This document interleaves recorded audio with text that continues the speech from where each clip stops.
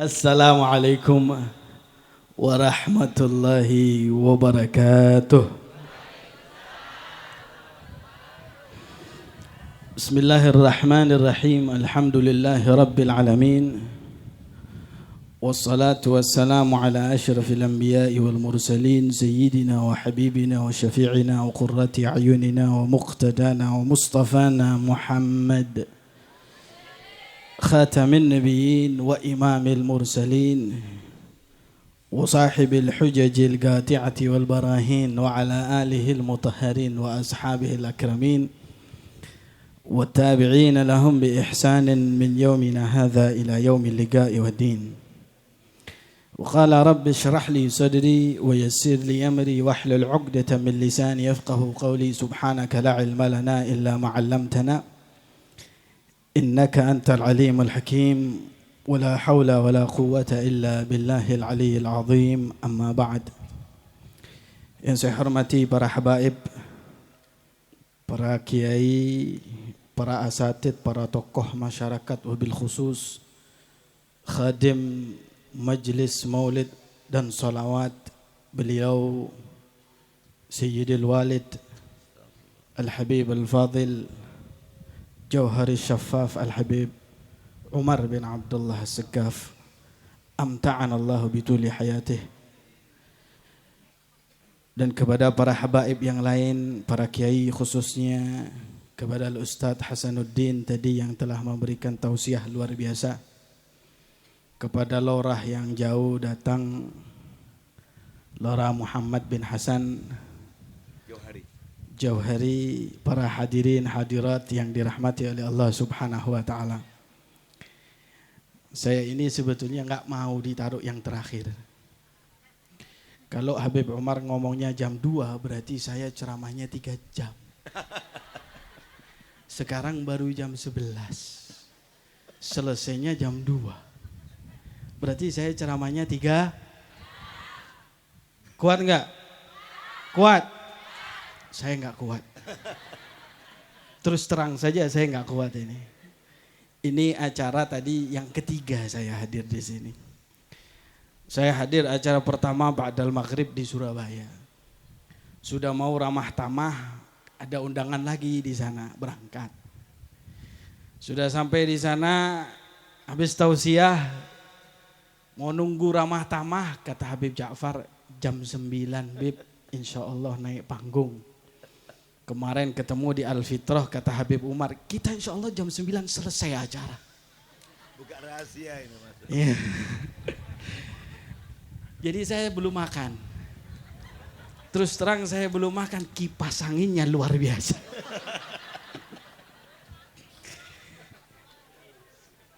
Ini besok saya banyak acara, bisa sakit saya ini. Masuk lesus.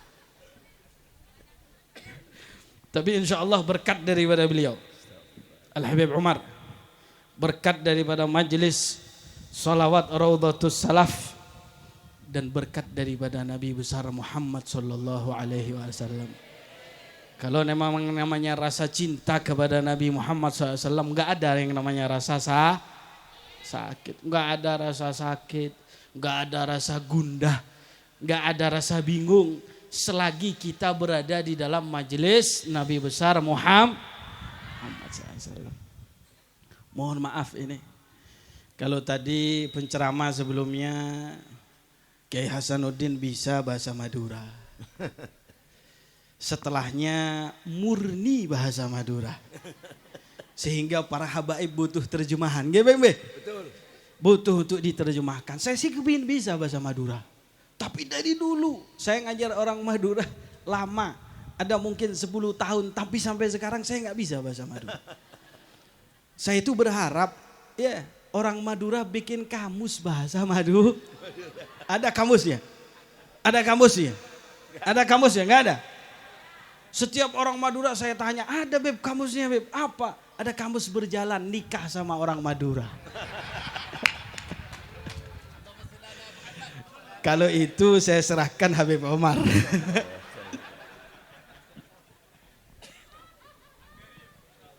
Sallallahu ala Muhammad. Anaknya nggak ada kan? Nggak ada semua, sudah keluar anaknya. Cucunya aja ya. Ma'asyiral hadirin wal hadirat yang dirahmati oleh Allah Subhanahu wa taala. Dahulu ada seorang ulama besar, seorang mufassir, Al-Imam Fakhrur Razi rahimahullah. Beliau itu adalah seorang ulama yang terkenal dengan tafsirnya. Bukan hanya sekedar tafsir, tapi beliau ulama yang getol untuk berdialog dan berdebat dengan mereka para filosofi yang ada di Yunani. Sehingga mereka para filosof yang gencar masuk ke dalam dunia Islam, sehingga timbullah golongan Mu'tazilah yang membuat banyak, jangankan daripada orang-orang awam, bahkan ulama-ulama banyak yang tergelincir karena sebab filosofi Yunani. Nah, Al-Imam Fakhrur Razi begitu getol luar biasa untuk berdialog dengan mereka, berdebat dengan mereka. Sehingga beliau itu terkenal dengan ulama yang mempunyai 1000 dalil tentang wujudullah, tentang keberadaan Allah. Jadi beliau itu ulama luar biasa, bisa untuk mengitsbatkan dalil tentang keberadaan Allah. Allah itu tadi mawujud dengan 1000 dalil, baik dari Al-Quran, baik dari As-Sunnah, baik daripada teori logika. Makanya kalau ada orang mengatakan apa nada di Al-Quran itu tadi dalil tentang keberadaan Allah, berarti nggak baca tafsir. Banyak sekali di dalam Al-Quran, walaupun tidak ada kalimat maujud, tapi di situ banyak sekali daripada ayat-ayat Al-Quran yang membungkam orang-orang yang punya akal cerdas seperti mereka orang-orang Quraisy. Hanya saja butuh iman. Al-Imam Fakhrur Razi yang begitu luar biasa, punya 1000 dalil tentang wujudullah. Sampai dimanapun beliau berada, dimanapun beliau masuk sebuah kota selalu disambut. Yang menyambut seluruh penduduk kota keluar semuanya. Dari mulai yang lelaki dewasa, yang tua, wanita, anak-anak kecil datang menyambut daripada beliau.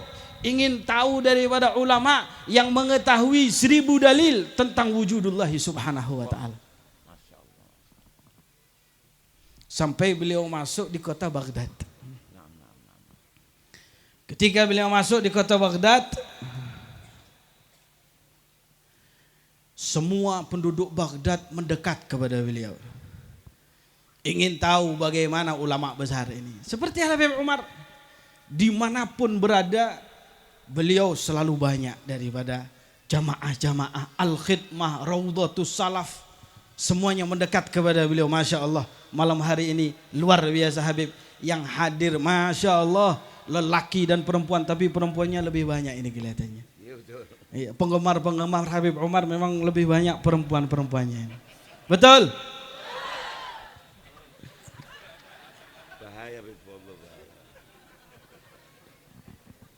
Memang perempuan-perempuan itu memang hatinya yang banyak tersentuh. Betul? Banyak tersentuh dan mudah tersentuh. Mudah-mudahan insya Allah ya, yang hadir pada saat ini khususnya para perempuan-perempuan, insya Allah oleh Allah subhanahu wa ta'ala diberikan keberkahan khusus. Amin. Mendapatkan syafaat dari Nabi besar Muhammad sallallahu alaihi wasallam. Amin. Jadi ketika beliau masuk itu, Al-Imam Fakhrur Razi semuanya menyambut. Kecuali ada seorang perempuan tua. Dia seperti seorang yang tidak perhatian, bahkan acuh tak acuh terhadap Al-Imam Fakhrur Razi yang begitu luar biasa. Sehingga ditegur oleh satu orang. Ya amatullah, wahai perempuan tua, kenapa engkau tidak bersama dengan yang lain? Ini ada kedatangan seorang ulama luar biasa. Dia itu mempunyai dalil 1000 tentang wujudullah subhanahu wa ta'ala. Perempuan tadi tersenyum. Kemudian dia berkata dan mengatakan kepada orang tersebut, ini ulama yang punya 1000 dalil. Tunjukkan saya, antarkan saya menuju dia. Saya ingin berbicara kepadanya. Allah. Dibawa perempuan tua, dihadapkan kepada Imam Fakhrul Razi. Ketika sampai di depan Imam Fakhrul Razi, perempuan tua tadi mengatakan kepadanya, Anda ulama yang mempunyai 1000 dalil tentang wujudullahi subhanahu wa ta'ala. Kata Imam Fakhrul Razi, ya, saya punya 1000 dalil tentang wujudullah. Jawaban perempuan tersebut membuat Imam Fakhrul Razi terbungkam. Yang biasanya bisa berdialog, yang biasa bisa berdebat dengan berbagai macam kalangan. Bahkan luar biasa Imam Fakhrul Razi itu dengan jawaban-jawabannya yang bisa untuk membuat seluruh daripada ulama-ulama Yunani semuanya terbungkam oleh beliau. Tapi giliran ketemu dengan orang tua ini tadi, diam beliau. Apa jawaban orang tua tersebut? Fahal yuhtaju liwujudillahi dalil? Allahu Akbar. Apakah butuh, wahai ulama, wahai imam, untuk menunjukkan keberadaan Allah butuh kepada dalil? Saya beriman kepada Allah dengan hati nurani, enggak butuh dalil. Saya beriman kepada Allah subhanahu wa ta'ala, ya, saya beribadah kepada Allah enggak butuh dalil. Saya tahu Allah subhanahu wa ta'ala ada tanpa butuh dalil. Imam Fakhrul Razi langsung sujud dia. Ya Allah, ya Allah. Beliau menangis dan berkata, Allahumma imanan ka imanil ajaiz. Allah. Ya Allah, berikan kepadaku iman seperti imannya orang-orang tua, yang dimana mereka itu tadi tahu Allah, mengerti Allah, ibadah kepada Allah, yakin kepada Allah tanpa butuh bukti terhadap hal tersebut. Saya sampaikan ini, apa kaitannya dengan Maulid Nabi? Saya sampaikan ini adalah kaitannya dengan hari kelahiran Rasulullah sallallahu alaihi wasallam. Bahwa banyak orang yang bertanya, apa sih dalil daripada perayaan hari kelahiran Rasulullah sallallahu alaihi wasallam? Sebutkan kepada kami dalil, kenapa kita harus berkumpul, kenapa kita harus bersolawat kepada Nabi, kenapa kita harus baca daripada sejarah Nabi. Kami mengatakan kami tidak butuh dalil, tapi yang kami punya adalah mahabbah li Rasulullah. Yang kami punya adalah cinta kepada Nabi. Kami cinta kepada Nabi, gak butuh daripada dalil. Kami cinta kepada Nabi, kami baca sejarah daripada Rasulullah SAW. Kami cinta kepada Nabi, kami sholawat kepada Rasulullah SAW. Kami cinta kepada Nabi, kami puji daripada Rasulullah. Kami cinta kepada Nabi, kami keluarkan uang, bersodakoh, memberikan santunan kepada anak-anak yatim untuk membuktikan bahwa kami cinta kepada Nabi Muhammad SAW. Sallu ala Nabi Muhammad. Kira-kira butuh dalil enggak, Pak? Bu, butuh dalil enggak? Angkat suara semua. Butuh dalil enggak? Enggak butuh dalil. Kita cinta sama Nabi, kita saja kadang-kadang cinta sama pahlawan, kadang-kadang cinta sama mereka penemu-penemu teknologi-teknologi, kita sebutkan sejarahnya. Apa butuh dalil? Nonton televisi, apa butuh dalil? Ada orang salawatan dibilang butuh dalil. Astagfirullahaladzim. Ada orang baca sejarah Nabi dibilang butuh dalil. La haula wala quwata illa billah. Makanya mereka itu orang-orang yang tidak suka kita memperingati daripada hari kelahiran Nabi. Tak ubahlah mereka itu adalah orang-orang yang tidak suka dengan hari kelahiran Rasulullah. Kalau sudah tidak suka dengan hari kelahiran Nabi, berarti dia itu termasuk salah satu di antara dua golongan. Golongan yang pertama yang gak suka dengan hari kelahiran Nabi itu adalah iblis. Iblis itu gak suka dengan hari kelahiran Rasulullah, benci. Iblis itu dikatakan oleh Al-Imam Al-Qastalani dalam kitabnya Al-Mawahibul Laduniyah. Dinukil beliau oleh Imam Al-Halabi dalam Sirah Al-Halabiyah. Beliau mengatakan iblis itu tidak pernah nangis kecuali dalam 4 keadaan. Pada saat 4 keadaan ini nangis iblis. Pertama, ketika dilaknat oleh Allah Subhanahu wa taala. Pada saat Allah murka kepadanya, suruh perintah sujud kepada Adam, enggak mau sujud. Kata Allah, iblis, ma mana'aka an tasjud lima khalaqtuka biyadai? Kenapa engkau tidak sujud? Bukankah aku ciptakan kamu dengan kedua tanganku? Iblis sombong. Akhirnya Allah marah. Fa'alaika la'nati ila yaumiddin. Kamu dapat laknat saya sampai hari kiamat. Nangis itu iblis, kencing-kencing. Karena begitu takutnya nangis kencing-kencing. Sampai dikatakan oleh rahimahullah Syekhuna Al-Habib Salim bin Abdullah bin Umar Asy-Syatiri, beliau mengatakan ketika iblis itu nangis kencing-kencing, kencingnya itu turun ke bumi. Begitu turun ke bumi, tumbuhlah sebuah tumbuhan. Ya, tumbuhan tersebut adalah tembakau. Jadi kalau ada yang ngerokok, sini nggak ada yang ngerokok kan? Ibu-ibu masya Allah, ibu-ibu masya Allah. Ya, sini nggak ada yang ngerokok kan? Ada? Nggak ada ya? Yang bawa rokok? Kok doyan sama kencingnya iblis?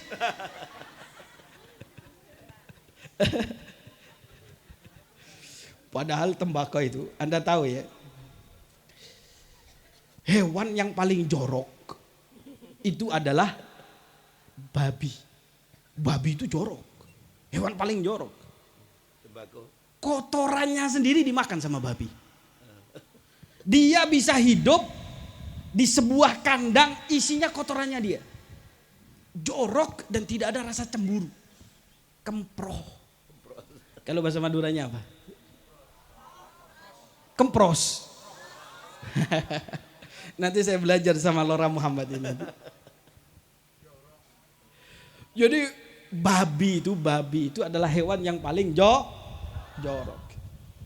Dia bisa hidup, kadang kotorannya sendiri dimakan. Beda dengan kambing. Kambing itu kalau kandangnya nggak bersih mati dia. Sama betul. Kandang harus bersih. Kalau nggak dibersihkan mati. Kalau babi nggak. Jorok sekali itu yang namanya. Nggak ada rasa ghirah, cemburu nggak ada. Bahkan babi itu bisa menunggangi ibunya sendiri. Kalau kambing nggak mau, sapi nggak mau, unta nggak mau. Tapi kalau babi, ibunya sendiri, saudara sendiri, sudah jadi satu dia. Semuanya dimakan, kecuali satu. Babi itu semuanya dimakan kecuali apa? Pohon tembakau. Kasih daun apapun mau itu babi. Kasih tembakau nggak mau. Bayangkan babi nggak mau, orang-orang pada mau.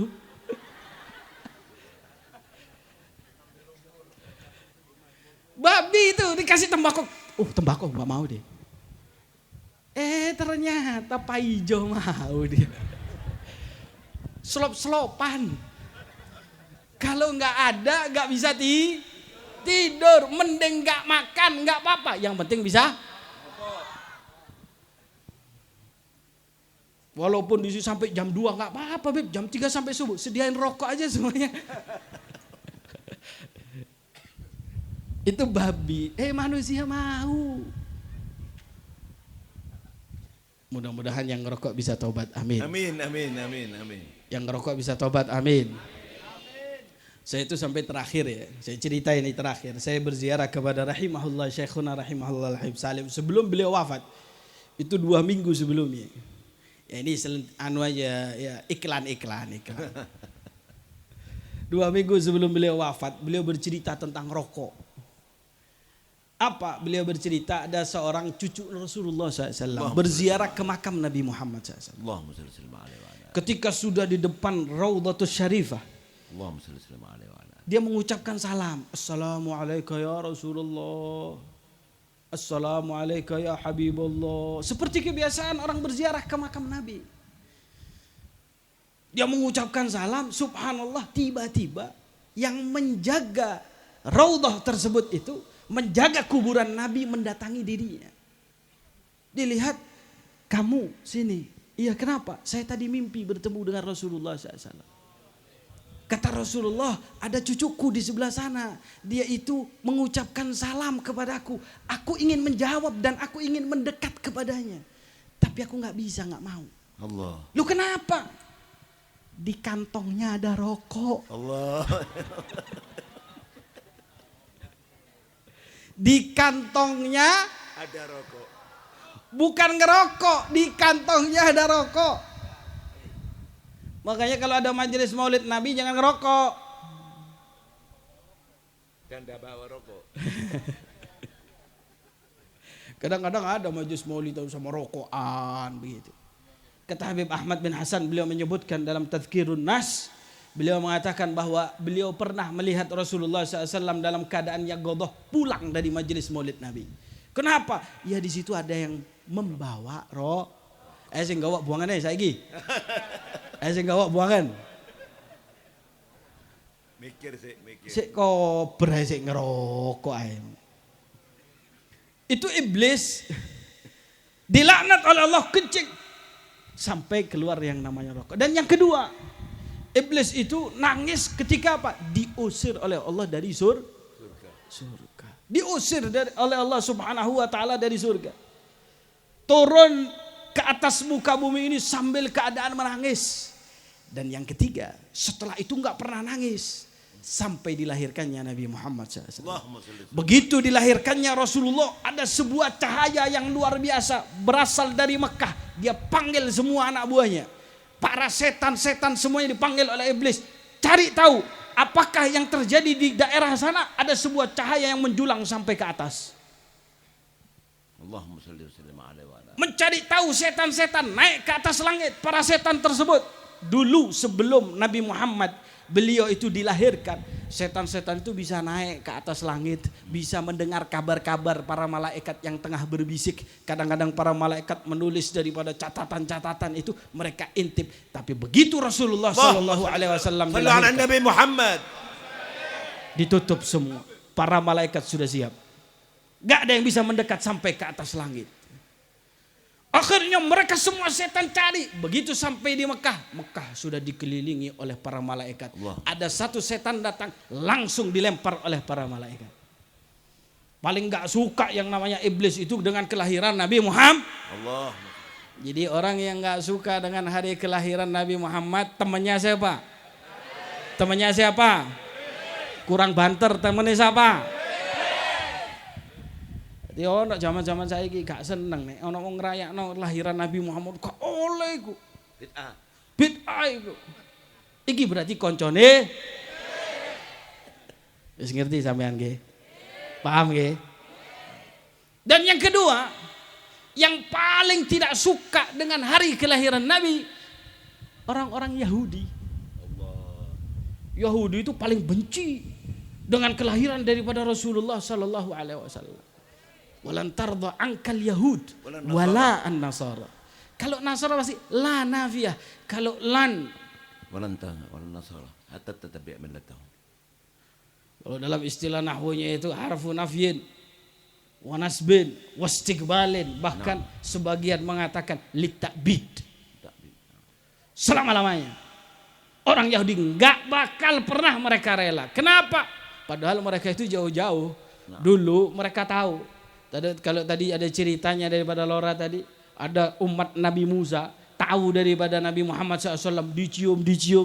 Iya, memang orang Yahudi dulu cinta kepada Nabi. Wa kanu min qablu yastaftihuna 'alal ladzina kafaru. Allah. Dulu mereka itu kalau mau berperang, kata Allah Subhanahu wa taala, kalau mau berperang tawassulnya sama Nabi akhir zaman. Kalau sudah tawassul dengan Nabi Muhammad, pasti menang mereka. Ya Allah, demi Nabi akhir zaman berikan kepada kami kemenangan. Itu orang-orang Yahudi. Selalu menang.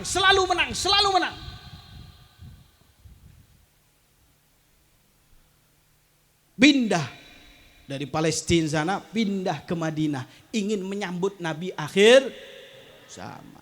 Tapi begitu Rasulullah SAW lahir, padahal dia tahu, mereka orang-orang Yahudi tahu itu Nabi Muhammad, tahu, ya'rifunahu kama ya'rifuna abna'ahum. Orang-orang Yahudi tahu Nabi Muhammad seperti mengetahui anak-anak mereka, bahkan lebih daripada anak-anak mereka. ke orang-orang Yahudi. Walamma arafu kafaru bih. Ketika mereka tahu ternyata lahir dari orang Arab keturunan Bani Hashim, mereka kafir. Sayyidatuna Halimah berkata, pada saat Rasulullah Shallallahu Alaihi Wasallam umur sekitar 3 tahun, 2 tahun, Sayyidatuna Halimah itu dulu, ya, Nabi Muhammad pernah dibawa sama dengan suaminya ke Suq Uqad. Ada Suq Uqad di Madinah, di Mekah tersebut. Ada pasar tahunan. Pasar tahunan yang dibuat oleh orang-orang Mekah setelah ya, musim haji. Di situ ada banyak, ada penyihir, ada dukun, ada orang-orang Yahudi ada. Sayyidatuna Halimah telah mendengar bagaimana kisah kelahiran Rasulullah Shallallahu Alaihi Wasallam dari Sayyidatuna Aminah, ibu daripada Nabi. Akhirnya dekat kepada orang-orang Yahudi, ingin tahu siapakah anak ini tadi, yang luar biasa ini tadi. Dia ceritakan, saya punya anak ketika lahir keluar cahaya, sujud, kemudian tangannya mengangkat ke atas. Dia sebutkan semua oleh Sayyidatuna Halimah. Tiba-tiba orang Yahudi mendengar hal tersebut, ingin tahu, dia tanya kepada temannya, ini kelihatannya Nabi akhir zaman ini. Apa uqtuluh? Bunuh. Sebelum mau dibunuh, dia tanya. Sayyidatuna Halimah sudah mendengar bisikannya, wah ini berbahaya, ini ada apa? Dia tanya, bapaknya mana? Kata Sayyidatuna Halimah, ada bapaknya ini. Suaminya dia dibilang bapaknya Rasulullah SAW. Oh, saya kira anak yatim. Kalau ini yatim sudah lewat. Padahal Rasulullah memang yatim. Makanya anak-anak yatim tenang. Jangan kalian berkecil hati. Pemimpin kalian adalah Nabi Muhammad. Jangan ada anak kecil berkecil hati. Oh, siapa? Saya enggak punya ayah. Ayah kalian Rasulullah. Allahumma sallu ala Nabi Muhammad. Jangan berkecil hati. Banyak ulama yang mereka adalah orang-orang yatim. Sebut saja Al-Imam Hujjatul Islam wa Barakatul Anam, Al-Imam Muhammad bin Hamid Al-Ghazali, yatim. Sebut saja Imamul Madhab Al-Imam Muhammad bin Idris Al-Syafi'i. Sebut saja Al-Imam Muhammad bin Ismail Al-Bukhari rahimahullah, beliau adalah seorang anak yatim. Sebut saja Al-Imam Ahmad ibnu Hajar Al-Haytami adalah seorang anak yatim. Al-Imam Al-Qutbur Rabbani wal Ghawthus Samadani Al-Imam Syekh Abdul Qadir Al-Jailani rahimahullah, anak yatim. Dan di depan mereka adalah Nabi Muhammad sallallahu alaihi wasallam. Mudah-mudahan Allah Subhanahu wa taala berkat daripada anak-anak yatim, berkat daripada beliau. Insyaallah saya enggak sampai 2 jam Bu Aisyah. Saya kira sudah cukup ini. Cukup apa? Nambah Bu? Cukup apa nambah? Nambah? Iya, sampean dengarkan tok. Saya lu nggak ada airnya di sini. Ini kalau ada airnya nggak apa-apa, saya bisa anu. Lah, terlambat. Sudah mau tutup dikasih. Insya Allah Allah Subhanahu wa taala menjadikan perkumpulan kita adalah perkumpulan yang penuh berkah. Dan saya yakin ini penuh dengan keberkahan. Dengan dibuka tadi berbagai macam daripada zikir, berbagai macam daripada solawat, tenang, majelis yang seperti ini datangi. Kalau kata Al-Habib Ali bin Muhammad Al-Habsyi, beliau mengatakan kita ini kalau sholat, apalagi di zaman sekarang, sholat sudah gerambiang. Betul. Sholat mikiri ini, sholat mikiri itu, sholat. Padahal Rasulullah SAW mengatakan ya, di dalam sebuah hadisnya, la tuqbalu sholatu ahadikum illa ma'agala minha. Sholat kalian gak diterima kecuali yang khusyuk, berakal, dia tahu di menghadap Allah. Kalau kita sholatnya, ya kalau dikatakan sholatnya tahtaju ilal istighfar, betul. Sholat kita butuh untuk kita istighfari, betul. Makanya Nabi Muhammad kalau setelah sholat, ajaran Nabi bukan hamdalah, bukan baca astaghfirullah sambil mengusap. Itu ajaran Rasulullah. Kenapa? Karena kita banyak berbohong kepada Allah Subhanahu wa taala. Kita mengatakan inna sholati wa nusuki wa mahyaya lillah. Ini besar lah nih Pak. Ini besar loh artinya. Bukan kecil ini. Inna salati ya Allah salatku. Wa nusuki ibadahku. Wa mahyaya hidupku. Wa mamati dan kematianku. Lillah milik Allah. Sedangkan kita sering mengatakan begini sambil mikir. Dunyo. Nah, sambil mikir nanti malam kira-kira berkatanya apa di Raudhatus Salaf. Sudah dibagikan berkatanya?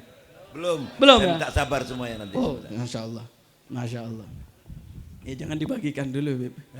Nanti kalau dibagikan dulu, akhirnya saya yang turun langsung ini. Mudah-mudahan insya Allah diberikan keberkahan.